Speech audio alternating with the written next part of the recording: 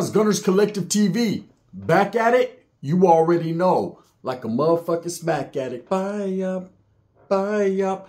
In the Menudo style in direct fashion, we're going to get straight into the content of the day. But before we do, let's hit that like and subscribe button. Ding! Put your notification bell on all so that way you're directed in the direction of the dope content I am kicking. And I highly appreciate all the support, man. We're going up on this channel and it's all because of you. And for that, I can say I'm very humbled and I'm very much so appreciative.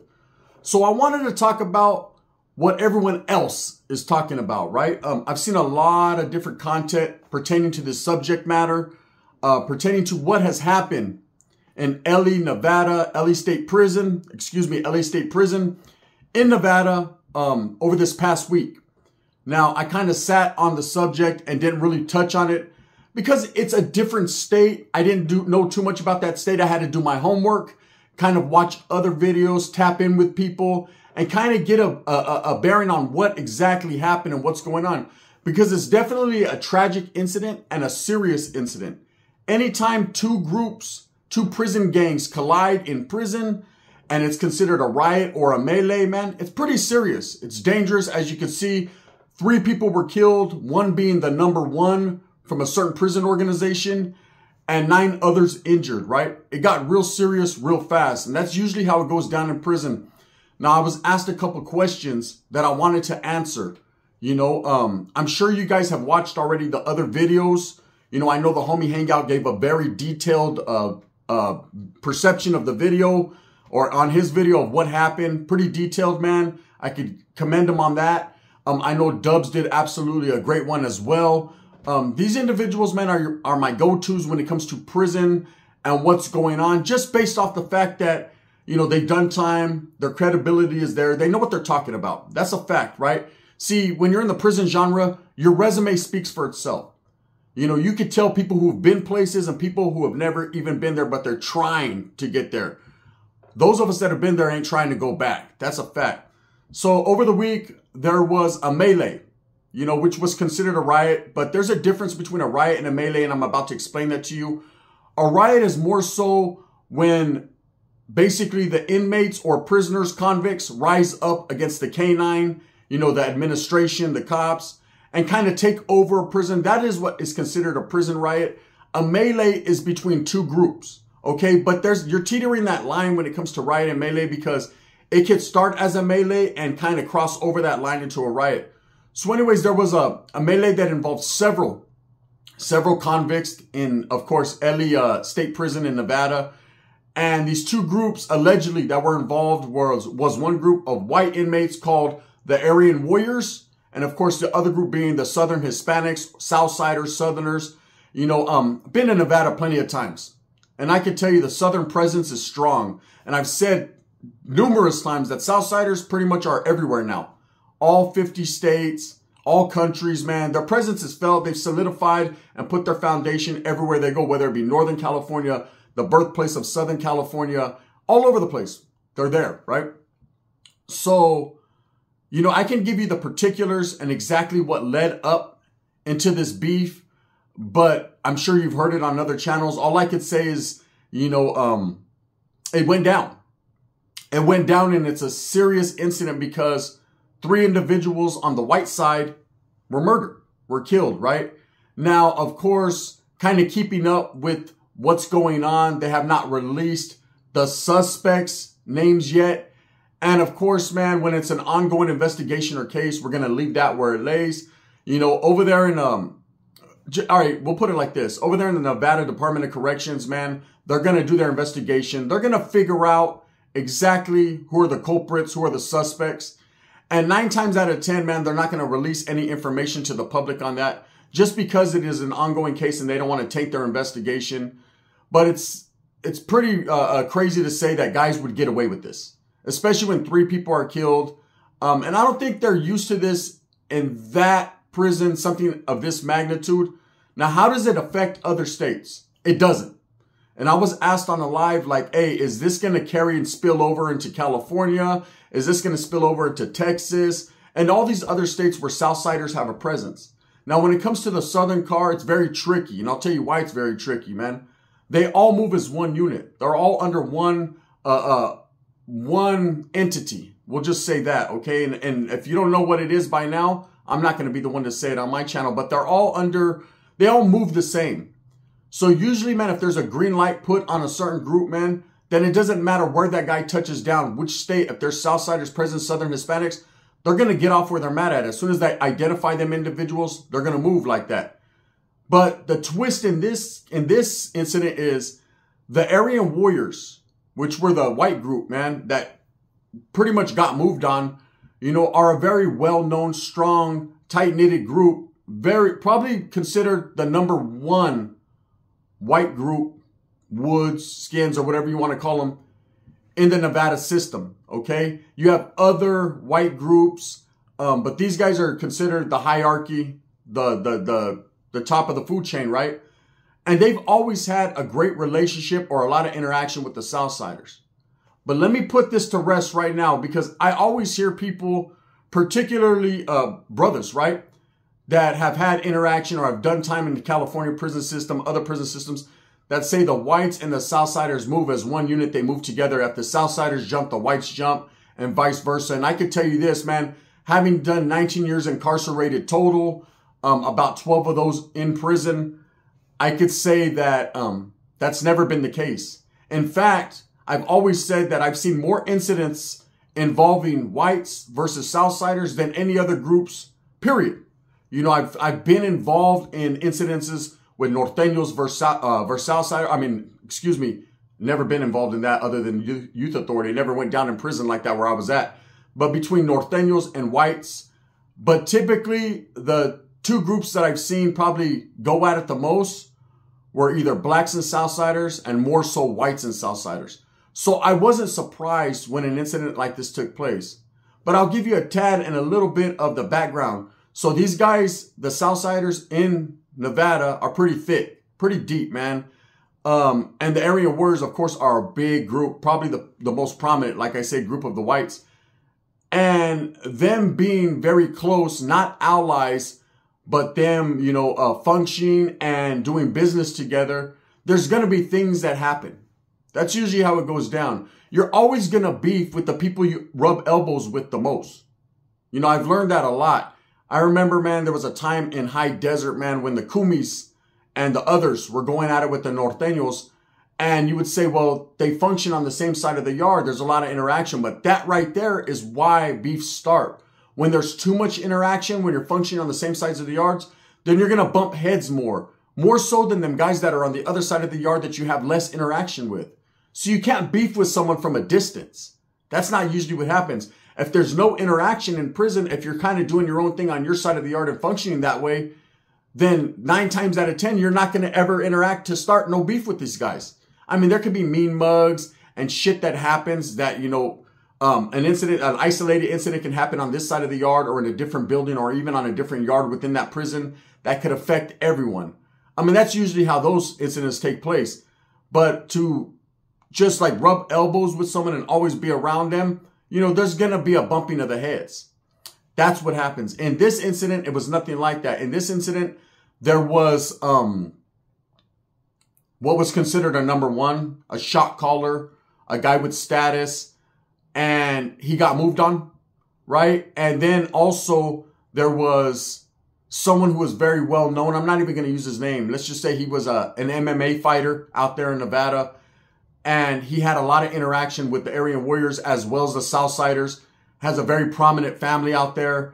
And he was moved on. And when he was moved on, people felt some type of way. Because this guy had a lot of respect, right? And that incident in itself, him being moved on, was not the catalyst of what went down here in LA State Prison. But he was moved to a medical facility. And upon arriving at that medical facility, people went in there allegedly to try to finish the job. And this is where the disrespect took place. And this is why, more than likely, you know, hotter heads prevailed. You know, it happens, man. Sometimes the streets can affect the inside and the inside can affect the outside. The inside controls the outside. That's how it is. It doesn't matter what state. Every state rocks. You know, people are used to hearing California prison stories and it's the most dangerous system. And you hear a lot about Texas and Florida, New York. But these other states like Oklahoma, Nevada, Arizona, New Mexico. These states rock just as much. And a lot of these homegrown organizations that are apart from California that have have the same idealisms and a lot of the same mannerisms as the gangs and the organizations in California, they handle their business. So whatever the case may be, from just a perception of the outside looking in, it looks like the Southerners were more than likely the aggressors in this situation, or got off where they were mad at because they felt disrespected about this incident that took place. And in the midst of this, 3 guys from the area warriors, alleged area warriors, one being the number one, considered the shot caller or the main guy from that group, were killed in this incident. Now, what's the big deal about this? Is when you have 2 groups like whites and Southsiders, it's very, very tricky. Okay? Especially with Southerners, because people automatically assume the shit's not going to stop. There has to be retaliation.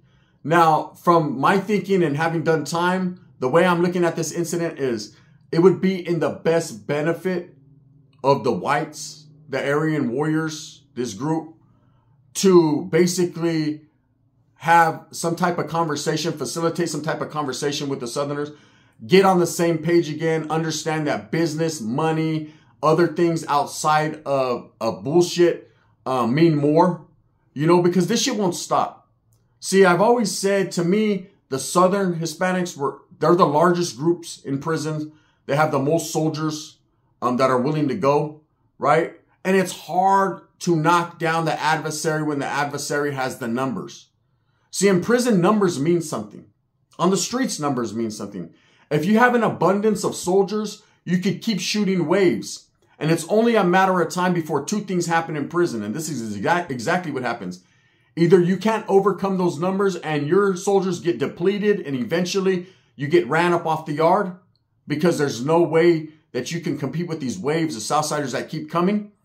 Or administration sees it as a headache and they understand that your group is outnumbered and they remove you from that yard to kill the violence. That's usually what happens. So at the end of the day, the deeper group is usually going to win. They might lose battles, but they're allegedly going to win the war at the end. And usually that's what happens. I've seen plenty of incidences where Northerners and Southsiders were not seen eye to eye on yards. And I wasn't on those yards, but from a distance, I've heard stories or I've talked to people that were there. And the Southerners used to pull cold tricks. They'd start conflict and then shoot soldiers that way to eliminate or eradicate all the Norteños, knowing that, say, there's 15 Norteños on the yard, 75, 80, maybe to 100 Southsiders. The Southsiders will start a conflict with the Norteños, knowing that the Norteños all have to go. They all have to buckle up, strap up, and do their thing. And they'll shoot 15, 20 Southerners at them. They'll have a melee. Next thing you know, them Southsiders are getting validated or took off the yard, going to, the shoe or the oil. And all those Norteños that participated, and it's mandatory that you participate, get removed off the yard. And the Southsiders now have the yard. They have control of the yard. And Northerners are gone, eradicated from the yard. And now they'll bring Northerners 1 or 2 at a time off a bus, and they'll get booked or smashed on as soon as they get off the bus. And that's how the Southerners maintain them yards. So I've seen it happen. Now, I've never been to LA State Prison. Don't know too much about it. From this incident, I can see it's a wild place. It's like any other level 4 in the California system. It cracks, right? And with the group as respected as the area warriors, this white group, white supremacist group, they're saying, you would think that retaliation would be a must, especially when you lose 3 soldiers, man. And that might be the case. That might be the case.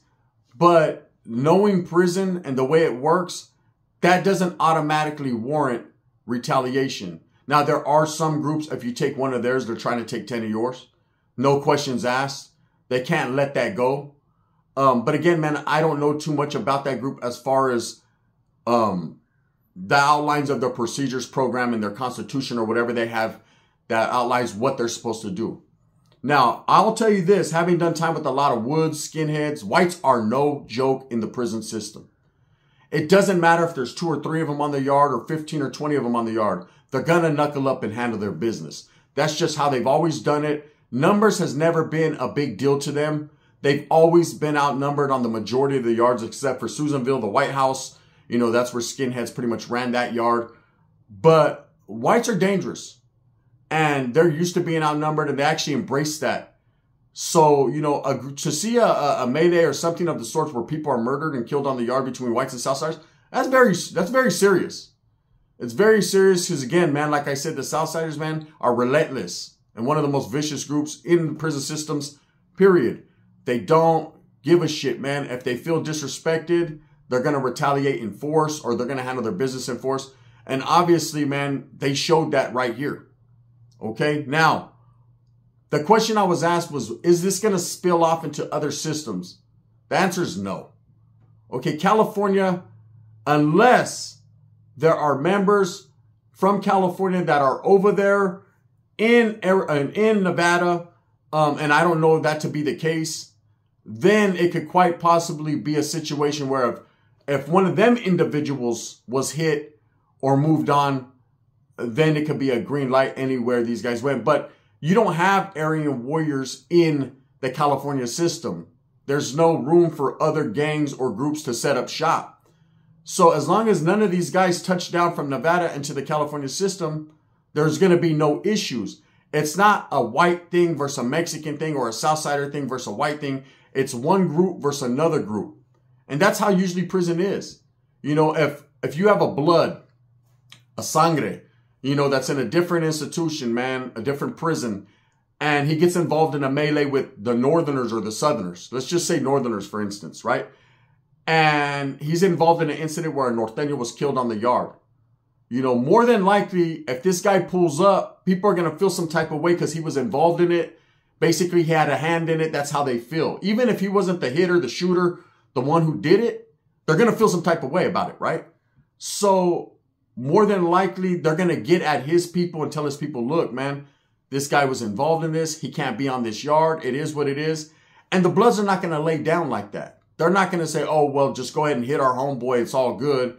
We're going to throw him to the wolves. That's not usually what happens. There are incidences where shit happens like that. People will sacrifice their own gente.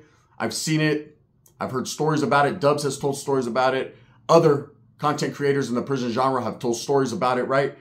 But that's not usually what happens. Usually what happens is they'll say, man, we're going to talk to our homeboy. And usually what they do is turn around and get off first.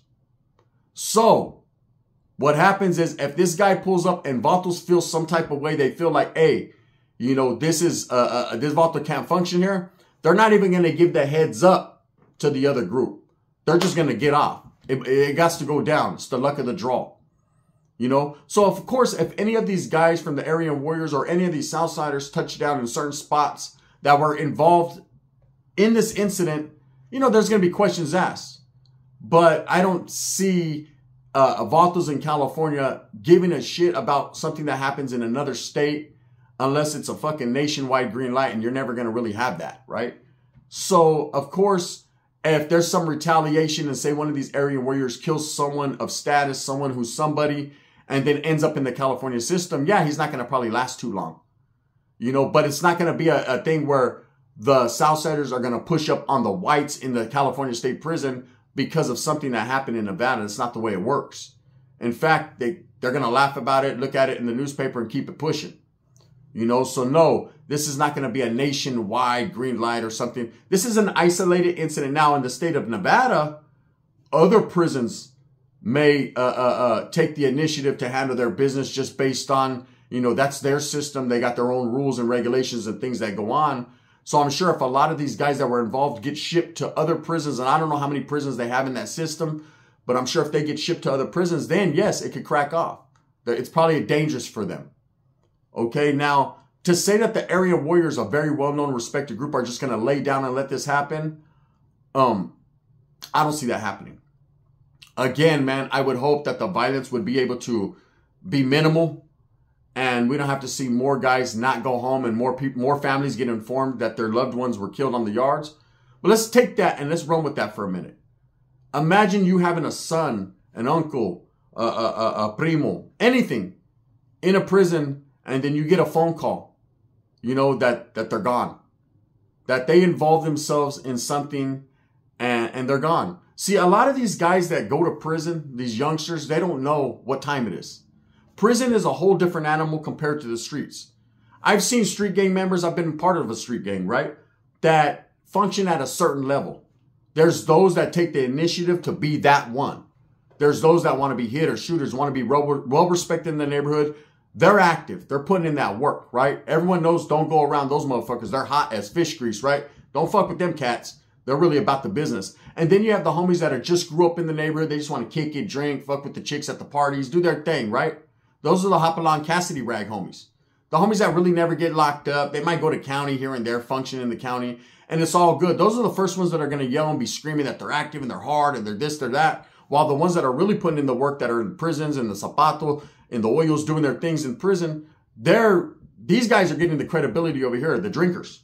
And the ones that are really putting in the work, they're forgotten about because they're doing a lot of whole time. They're validated. They're all that, right? And that's usually how it goes. But where I was going with that is this. You know, a lot of these young guys that get involved in these gangs, they see that part of it. The drinking, the fun, the women. And they don't realize that there's stages and steps to this shit. You know, it starts with vandalism or stealing a car or spray painting or whatever you're doing. And then you graduate. You know, those are like gateway crimes. And then they graduate into doing more hardcore crimes, getting caught with a pistol, you know what I'm saying? Getting an assault, maybe a gang fight, a shooting, or even a murder, right? And then now you find yourself in the inside of a prison wall. And now the rules change. Everything you've done up until that point, besides claiming a gang, does not fucking matter whatsoever. Okay, whatever reputation you have on the streets might follow you if you have homeboys that are there to speak on it. But no one gives a shit or no one cares. Because everybody's from different places and everybody's under the assumption that their fucking barrio, their city is harder than yours, right? So now you're in a race with a whole bunch of individuals of like-mindedness that want to be that one. See, when you get to prison, it's a dog-eat-dog world. It's victim and prey, victims and predators. That's what it is. And if you don't hold your chin up, homes, and be about your business, you're going to get fucking identified as a victim and you're going to get preyed upon. And usually you're going to get outcasted or removed off the yard because you're a weak link. And you're only as strongest as your weakest link. But say you get past that as a youngster and you go into prison and you join a prison group or a prison gang. And it's different in the state of California. Not everybody is allowed or even has the credibility or the credentials to be a part of a prison gang. You could be part of a prison group and fall in line with your gente. And like I said, in California, it's more along those racial lines. You have no choice. You're going to fall in line with your people. Period. Doesn't matter what state you're from, where you come from, what planet you dropped out of. You're going to fall in line with your gente. Or you're going to get followed in line by your gente. Now, in other prisons, it's different. I don't know the ins and outs and exactly what it takes to be a part of a gang. You know, I know there's initiation processes and things that you must do in different places. A lot of these different states have took a chapter or a page out of California's handbook and applied it to them, whether they like to admit it or not. You know, California is basically the birthplace of gangs. It's the mecca of street gangs, right? Let's just keep it real. Now, other states like Texas, Florida, all that, Atlanta, Georgia, whatever, Chicago, definitely Illinois is the state, Chicago the city. They move a certain type of way. They're vicious. But a lot of people recognize California as being the birthplace of the modern day gangs, right? So you get locked up and you join these groups, and because one thing happens at a different prison, now it affects your prison and now you're getting booked. You're getting whacked, right? And now your family has to get that unfortunate call. A guy that was never really with the business that gets locked up, that joins a group or a gang for protection or because they want to be a cool guy, they want to be a part of something. Next thing you know, your family's getting that phone call. Or they're getting another phone call that you just picked up another case, a murder case, when you were only doing 24 months for stealing a car. I've seen it happen. It happens all the time. It's part of the game, man. You have to understand exactly what you're signing up for. Period. Anyways, this incident that took place, you know, as far as will there be retaliation? Will it carry on to other states? It's not going to carry on to other states. No, never will, never shall happen. No one is focused on that, you know, other than those people within that state. And as far as will these guys get their runbacks? Well, only time will tell. You know, it's not up to content creators to alert authorities and give them the rundown on will these guys do that. Hey, I heard this, a wee lie that these guys are going to move. Or no. Not right here. Okay, you're not going to get none of that here. If they do, they do. If they don't, they don't. either way, man, it does diminish the respect that you have if you don't, you know, because there's going to be other groups that look at you. And if your respect level was here, they're going to be like, damn, you just lost 3 soldiers, man, what's up, right? But prison's a different animal. Like I said, every day is different. Things change. So there could be conversations that are had and time can move on. The one thing that does not change in prison is time. That keeps on ticking. With that being said, I hope I answered your questions to the best of my ability. I didn't really delve into the ins and outs and the background of why this incident happened. Shit happens. It's prison, man. You know, there will be another incident in 3 months and another incident after that in every state. Something's popping every day, man. Just the way it is. Thumbs up or thumbs down. Heavy's going to be the head that wears the crown. I'm going to continue to strive, struggle, strive for what I truly believe in. And that's giving you guys the best possible entertainment I can and hoping everyone gets it together, man. Again, I'm only giving you my perspective from what I know having done time. I've never been in Nevada as far as in the system, so I can't tell you every detail, and I'm not trying to be Johnny Know-It-All or be the motherfucking individual, man, that has the loudest voice in the room. I'm just trying to speak on mine. The gun. Bang, bang.